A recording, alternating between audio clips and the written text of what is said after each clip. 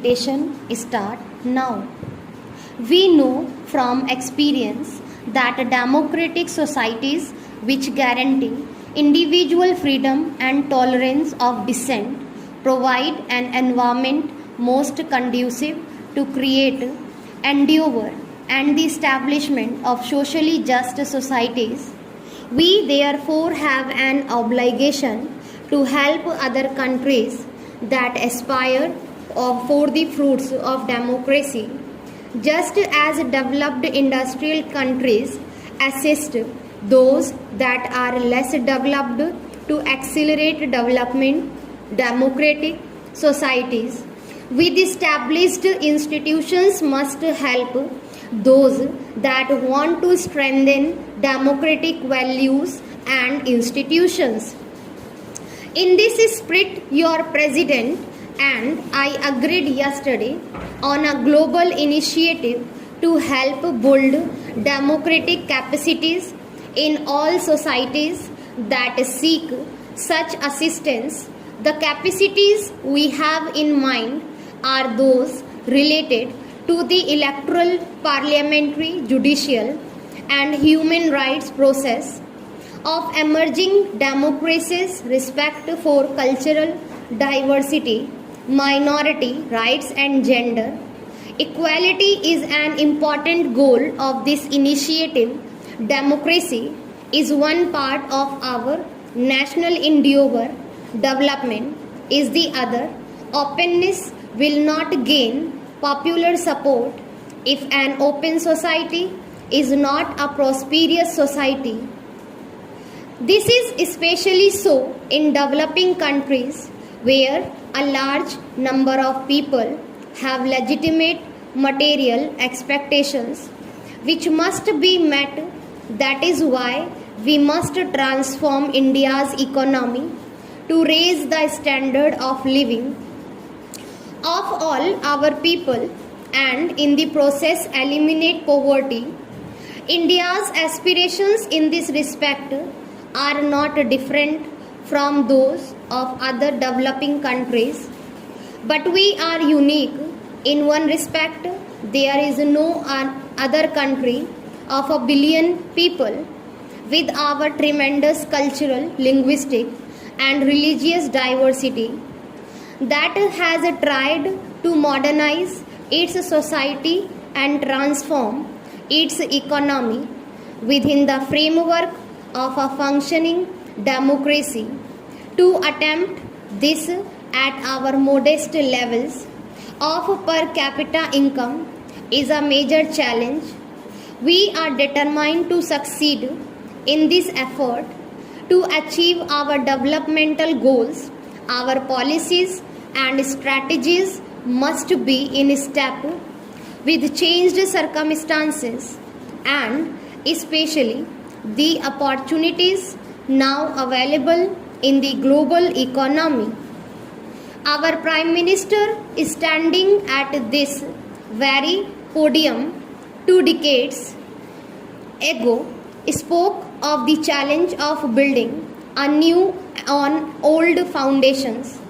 He started a process of reorienting India's economy policies, which has been continued by successive governments.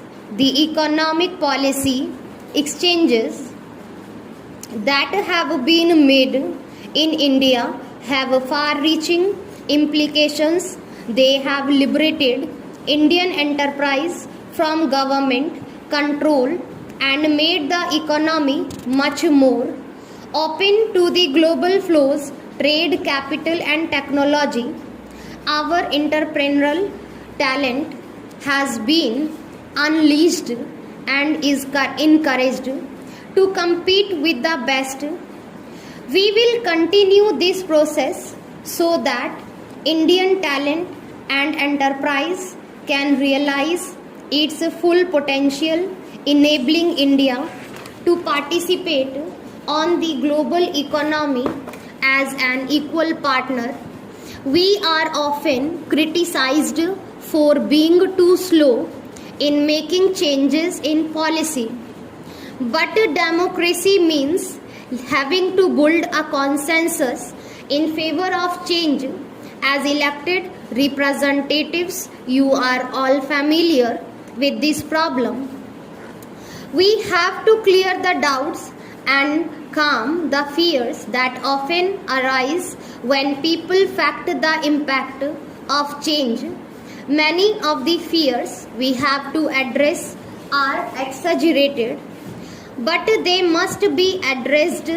This is necessary to ensure sustainability. India's economic reforms must be seen in this light. They may appear slow, but I assure you they are durable and irreversible. I am happy to say that our efforts are transforming India into an economy more integrated with the world have home fruit. Our rate of growth of GDP has increased steadily and has averaged around 6.0% per year. The past 2 decades, poverty has declined, although more slowly than we would like. We are determined to improve on this performance. We hope to raise our growth to 8% or so over the next 2 years, and we will ensure that this growth is inclusive so that its benefits are widely spread. For this, we must act on several fronts. We must do much more in health and education, which are crucial for human development. We must continue to open up our economy. We must impart a new impetus to agricultural development. We must expand investment in economic infrastructure, which is a critical constraint on our growth prospects. India's growth and prosperity is in American interest. American investments in India, especially in new technology areas, will help American companies to reduce cost and become more competitive globally. Equally, India's earnings from these investments will lead to increased purchases from the United States.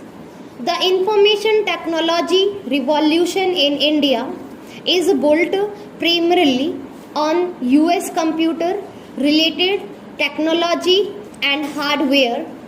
There are many other examples of such two-way benefits, with both sides gaining from the process.